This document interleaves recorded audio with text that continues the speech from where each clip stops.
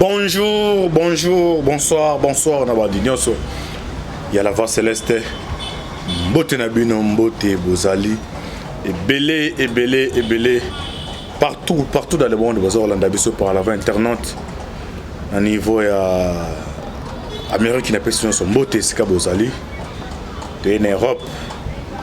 En Europe, précisément, dans la ville Asie qui est en Suisse, le pays en Suisse, la ville Asie qui maman prophétesse du cas où mon fatou en Suède, mon Magui en Belgique, Siwa Mbanja Bozana, Asie, Océanie en Afrique, sans oublier en République démocratique du Congo. C'est toujours votre humble serviteur Moïse Maokan, Chiba Lemiso Bolunaka. Tolobate, automesa repris Sabinoba. Actualité politique en temps réel. Boyeba. Toza wapi, tozo kende wapi, tokosuka wapi. Merci à quoi c'est ma caméra. John Moboki Bende, Ndeko Alvi BL, signe naturel, Sissi Mboko, la feature maman de ma sœur, toujours. Lola, Ezako Futa, Simatoko Loba, Zambia Botoko Zoye, wapi. Vous priez pour le monde, vous priez pour la RDC, surtout dans l'Est. Vous bossez un petit peu, vous priez pour la Bisso, parce que sans Djambé, Mboka Oyo, tous arrêtés. Les autres le bela, c'est les autres le bela. Banjeu de l'air au Salema avant 2023. Donc le bela remaniement au gouvernement. Donc le bela sortie médiatique qui a Vital Kamere. Peut-être le dossier à Est, na dossier à Grand Lac. Situation actuelle, Mikolo Zali Koya, ni Neko Salim.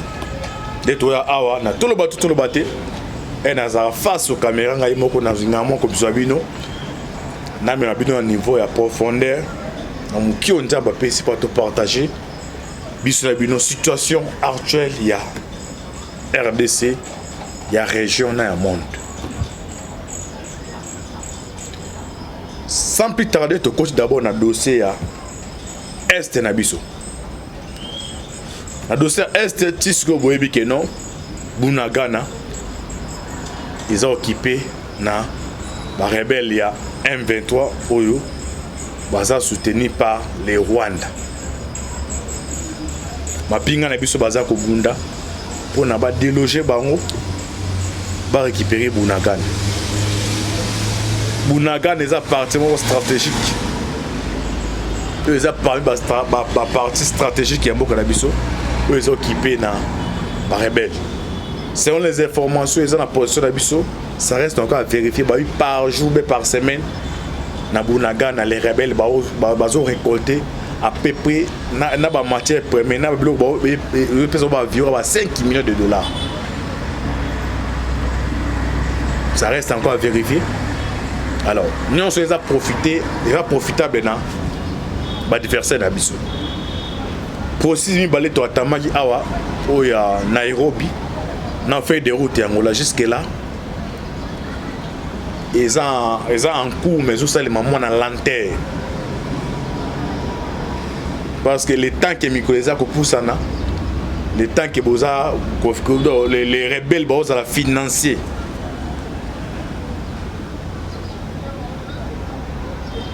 Parce que rebelle a un démon soit coach anda ko no folu kam na lumba ngo bengana parce que tiki au cause ba dégâts. Alors tant tisco to moni beaucoup les forces régionales il y a qui met jusque là na nous penda résultat palpable des baloba na le poto na no salimité. À part ça pardon, des puissances internationales. La monde, tout le monde est ici. L'autre fanatique, nos déclarations à Poutine, on le base à disposer dans tous les collaborateurs, dans tous les partenaires. Si vous avez collaboré, si vous avez des difficultés à quoi aider, à ça, les bras ouverts dans RDCP. Mais comme RDC est un partenaire, ennemi, ils ont ma tata pour la Kendi. Soit Kendi. Partenaire a utilisé opinion. Donc moi déjà, face B bazar au bimak. les Dorothée Mukwege oza ko mona wana bandeko surtout mingi na bandeko ay DPS bandeko baza inosa ki bo minimiser été Mundela za bongo Ndela za bongo à chaque fois à chaque histoire na été abimsaka un animal mo batu animalité donc Mukwege wana bo minimiser été tu bo minimiser et osama ma be makasi parce que on a déjà tu sais que dit électorat RDC pour la population opinion à libanda pas personne confiance c'est le à niveau à est on a est on a tout ça que se jouer na est les Mukwege aussi va faire partie na ba leader politique mais leadership na est wana opinion héroïque kama. Alors pouvoir place à ça en obligation au sein de toutes les façons ceux qui ont le régime au présent actuel en tout cas il faut avoir une opinion à est. Ok, une opinion est wana tout le monde a Vital Kamerhe Bahati Antipas y compris na Mukwege wana.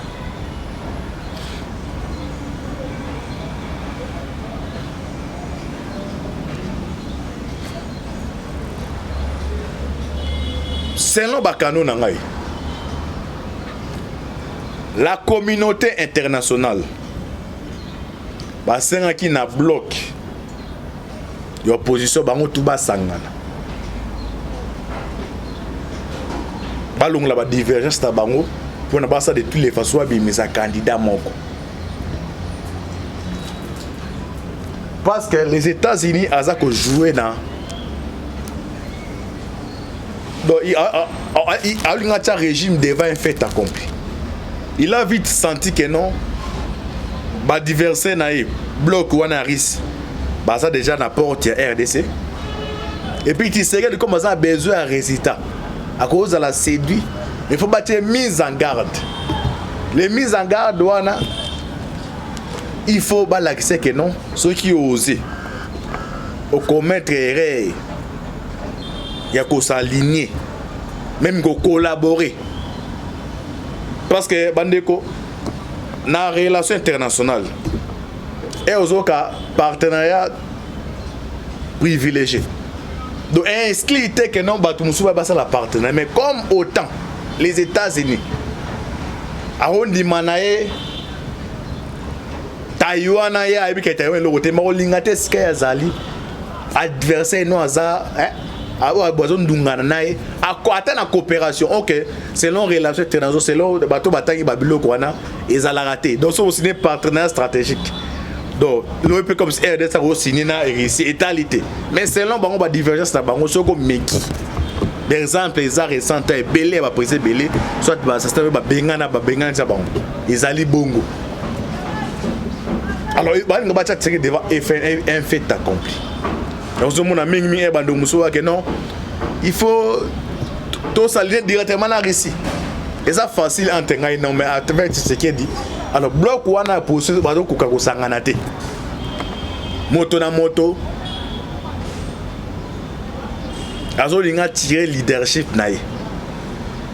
Parce que leadership pendant on a crange yo poursuivi ça li pendant mubate.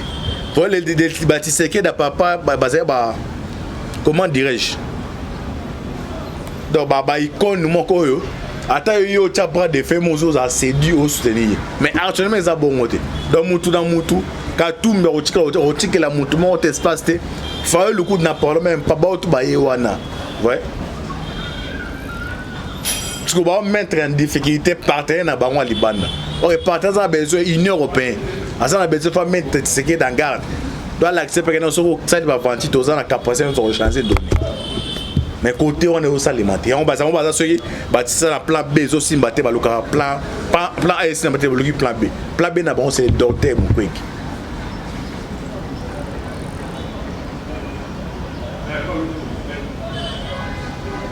Alors côté pays à pouvoir jusqu'à ici tu les loyo tu sais qui est déjà soutenu par les États-Unis. Mais soutien et comme une hésitation na présence donc déplacement au ministre de la défense ya biso Congo kende kuna et déranger bango malgré kuna ministre de la défense a confirmé puis a obé clairement que tout condamné guerre ouais habité que invasion to connaît guerre au rissa ça nani mais alors bon na manière moi enveloppé alors problème ya autant surtout les États-Unis azolinga yeba parce que au monde ministre de la défense c'est la République démocratique du Congo au monde qui attend na besika basala ba minduki à côté peut être c'est que d'ailleurs ça fait message ba partenaire naï parce que on a défendre on a besoin de résident même dans match à balle ce équipe au 5 ans à coupe soit ta bien côté les beau quoi ba supporter pour na bango ba besoin qui passe à ligne à titre et ça ne montre c'est là sikoyo ba propos tout en autres non na Rosalaka na mi c'est considéré président jour qui me contre la est ba belo union so ane to ba na laboratoire et opposition surtout ya bataka tumbi bazo kata kata moi na application comme au 4 te ba donc ba kata kata ngo na ba campagne ba rotila yi peut-être côté union ça bloc boy ba union so ane au salemaka moi ma ba comment utiliser maman mukolo une vieille maman là ba utiliser et a pas mbaté biloko to tika ndolo ba balozo ba kata kata kata kata kata ba ta na langue union. Donc cette fois-ci opposition au tout aux makas dans la communication makas on peut R au côté Tshisekedi il faut d'abord le espère les atterrochages au bazar chargé la communication à président de la République il est pour naïe à l'activité c'est parfait sur le bina non on a bazar bajalo OK bitumbezo ya opposition au ya tout au 2023 to kendo boza makas na opinion open opinion sur vous faire attention te ba manipuler ba tumususu ba uzana communication do na média international na média awa de tour ba déjà ils ont équipe mo bazawana ba créer plus de 5000 groupes à niveau ya Facebook ba ndonso bazo répertoire do bitumbe ko za makas donc il faut côté à pouvoir ba ba d'abord on son exacoya donc aux un message na pesi ndenge politique zo se passer na niveau ya monde na aux pour se passer pour la RDC mais actuellement tout ça là awa les tout dernier fait de route il y a on les amona na lueur d'espoir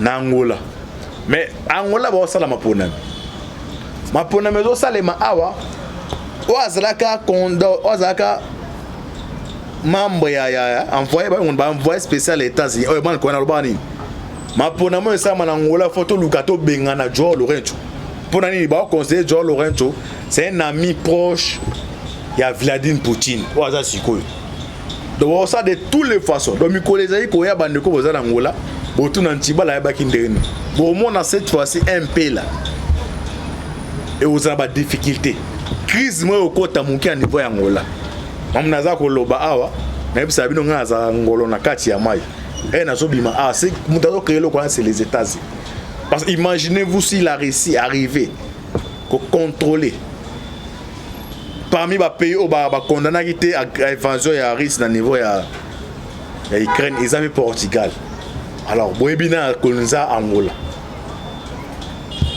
pour Dani ou Dani Joao ami proche à Vladimir Poutine c'est vraiment qu'on ne faut pas le cabal bengana vous voyez que dans les régions en Gala qui sont au Kende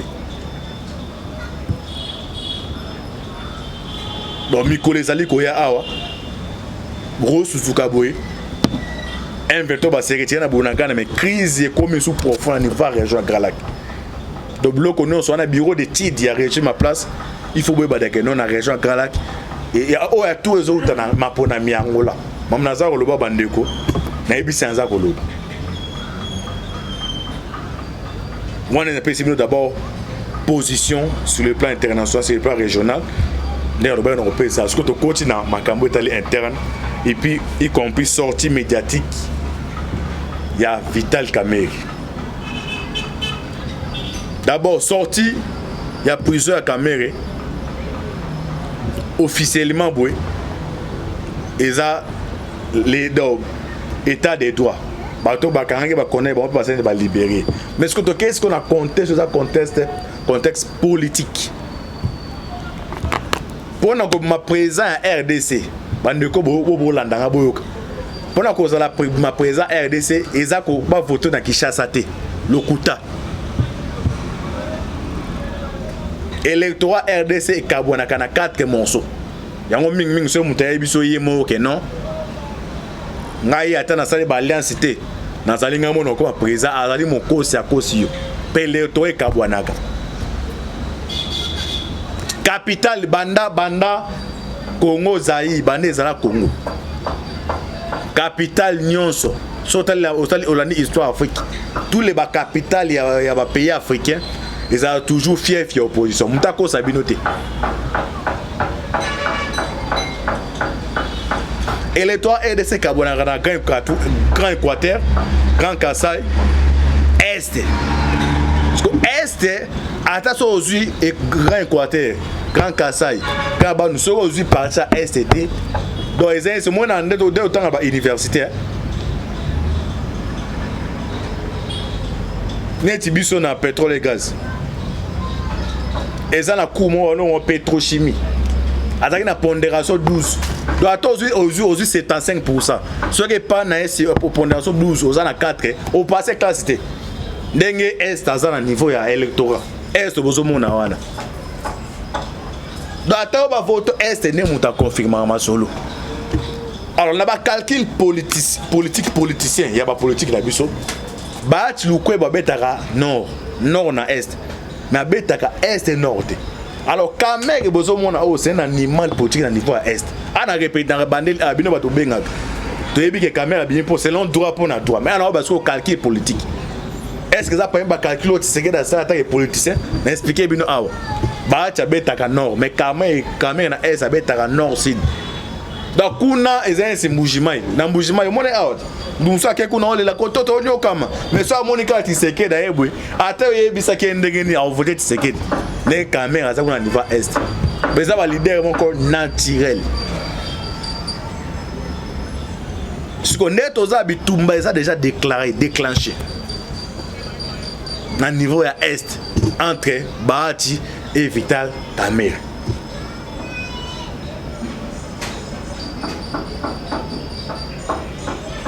Bon, qui n'a sorti médiatique, d'abord, première des choses, Azan a besoin d'un leadership, Congolais, c'est un leadership éclairé. Toi, analyser son abino. Tu as plus de 80 millions de Congolais, mais pour nous, mon président de la République, pas à composer, à gouverner, pas diriger la biso. Et au leadership, tu as d'abord la première moto, institution président de la République. Quand Kamerhe dit que non, RDC a manqué leadership éclairé. C'est là l'analyse d'Angana, il va comprendre. Directement, ça va tarser Tshisekedi. Alors, ce que ça lui sorti, ni Nazo Lukasimano, est-ce que l'objet va Tshisekedi? Ou bien la sortie na yoana, tu es bien à répéter, na droit, tu es bien que drôme, tu es bien, mais na ba calcul politicien, et ça la même noire, moi, et ça, on a dingue, tu es bien le politicien, c'est pas ça. La sortie na ya prison, par la vénion. Parce que la condamnation va bien non moi ça comme côté ma politique mais balongole doga baptisé au nom d'un Saint-Esprit aza bazu baptême à Saint-Esprit donc à comme penda alati elambo les melamba ya sika est-ce que lobby na langage que non leadership éclairé après ko balukila Tshisekedi point d'interrogation tu es la deuxième volet sur le plan international Vital Kamerhe azana ba kanone na niveau ya instance internationale. Et un dernier mot, François Biya. Il faut découvrir que c'est un membre de la centrale à SIA, François Biya. Et puis s'il a pesé ma casse, il est libéré. Je suis très actif dans le renseignement de la région de Kalaka. Alors, quand même, il y a un canon Liban. Monisco, il y a une réunion. Pour na bango, ce qui est le oyo population ya ba Kivusien, ba Goma tracé ba to est, ba comme ko senga départ ya MONUSCO et ça suite il y a intoxication ya Bahati Lukwebo. Il y a même des officines entre des officines bon c'est Tshisekedi a se séparé naï bilo naza ko lo bandeko o azango la za kati ya mai il y a même d'autres officines wana bon c'est nga se séparé naï quelques officiers dans MONUSCO ba contacta qui Vital Kamerhe bandeko la force là c'est monsieur tout le bateau to bête to bombardateur système to za mona na avantage na avance ya oui c'est no makambo eroya pendant politique il y a ozana muto e biso makambo za koya ouais c'est makambo za sur côté o eza koya ndaza ba pays tout le monde wana ba les États-Unis ba Grande-Bretagne baza na avance à c'est pas c'est ba la monde n'est biso tout le monde à l'élo mais ba ta monde après 10 à 15 ans et vous andé ni ba ebaka donc comme d'ailleurs qu'on s'est préparé bah s'adapter dans le monde ko ya wana et on a toujours en avance coronavirus et yo za ko se paniquer bon d'abord étudiant après 10 à 15 ans que non atteindre le ko ya la police qui peut linga aux la bon aux avantage ma casse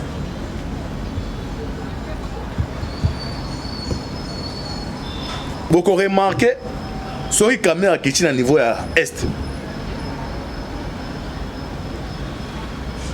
bon mona langage contre MONUSCO est un langage moins apaisement en contrepartie MONUSCO est garantie nini quand on voit MONUSCO zo ba na ben MONUSCO pour comprendre ko comprendre ba zo comprendre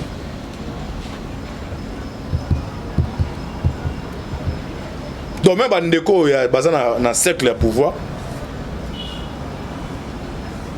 au même sous ba étudier que non Kamerhe pour l'instant c'est un bon monsieur il a collaboré pour la S selon politique actuelle un incontournable dans Mincho pour contenir l'électorat est mais va faire très attention battre dans l'issue ya l'issue bien l'issue niamo mon soit talio da monio na atozan autant de mètres les caméras zali na répéter awa il y a des officines ba osenga Tshisekedi anéanti politiquement nanio ba ti lukwebo les mêmes officiers ba flatter Kamerhe alors bandeko baza na secte de réflexion bureau d'études il y a présent bureau d'études il y a parti au pouvoir car pour l'instant Kamerhe c'est un bon monsieur mais il faut faire très attention si vous voulez sortir tout ça là oyo parce que dans RDC tu as besoin de leadership vous éclairer à moins que vous avez limité dans ma canisse pendant ce moment très politique ils sont habitués à battre politique tika monta réfléchir des Français balobaka au choc des idées gérer la lumière aux gens des lumières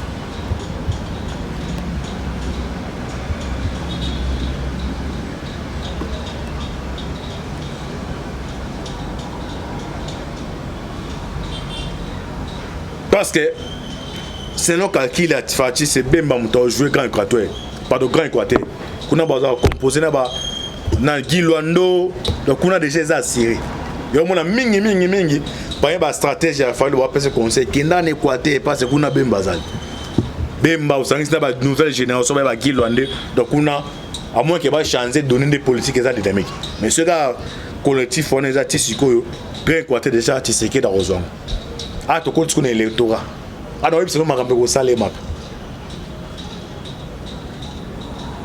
grand bandundu Tshisekedi dans China ba mboso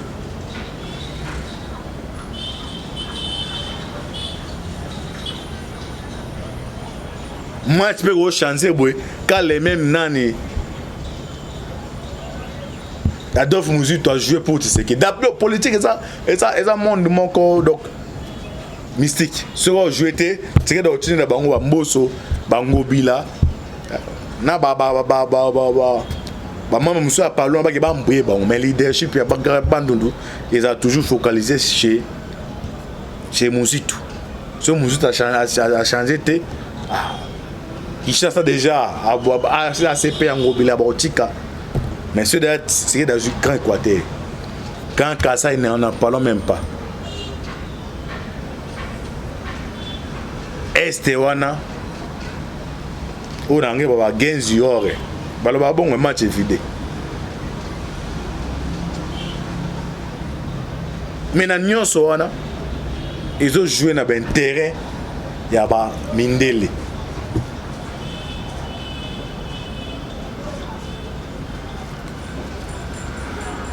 parce que motinda mi oye awa ya bango oye déjà et un message à pesi bango décembre non c'est ça défini en décembre parce que les présidents oyamba tous les présidents africains kuneza aye babanani o bazali ba partenaire na banano baza ba partenaire donc tout est rejoint en décembre par Joe Biden oyamba au sommet Afrique Amérique. Entre-temps, tout en opposition à la région Galak, na mapona monsieur mana Angola, tout en donné les Européens ça. Mais quand nous y a Congolais, tout continue à prier. J'espère que dans ça li dessous des cartes nous sur mapona mi dans la crise régionale de où c'est passé. Mais où dans le sein na ba Congolais et loko esangi sibiso et leki où ils allaient codiviser où ils sang sibiso allaient Congo aux diaspora à Londres diaspora à France ya wapi yeba que non ah des amboka na les individus ba olekana et tout privilégier d'abord intérêt général surtout privilégier intérêt général nous on se tikali les abelo kamike na remaniement pendant que nous souka na habité mambo ke bena c'est les minutes et ça ba ministre au ba travailler na au ba travailler net côté ministère intérieur kuluna bando buna malabutu mais comme na moi est-ce que ba policier bazali mokie bazo kokate des ministères leadership qui éclairé des caméras le baki ezalité est-ce que dans tabloïd il y a laboratoire Fati bazo c'est ministère intérieur wana moi je ne crois pas on appelle en limite coup de chapeau na ministre Guy Luando tout le monde Équateur na biso za bande ko na bazo benga en tout cas ba robot roulage baza ba Équateur non so ana grâce ya Guy Luando doit démontrer na bande ko belé ba José Makilo ba sala l'autre côté mais na génération sikaoyo a poser d'abord ba jalon nae OK nous lobby pe ba lobela ke na molam pour que ce bâton bazala 18 ans maintenant a ole ba makila o ba jouer makila ba jouer pour na bango ba onde baza ba génération venir ko ça là fierté Équateur Yilwando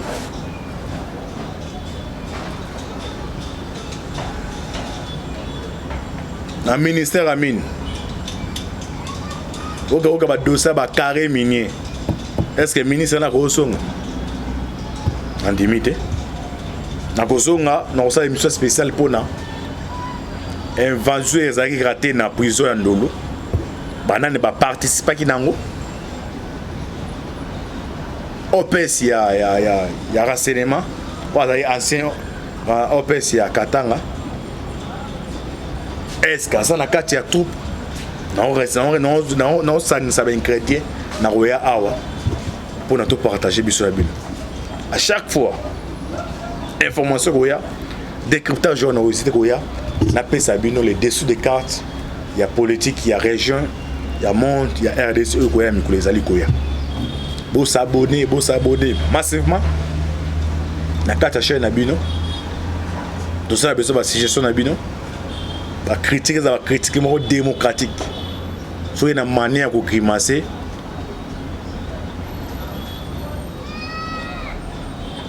ndenge tout moi colonel Mamboye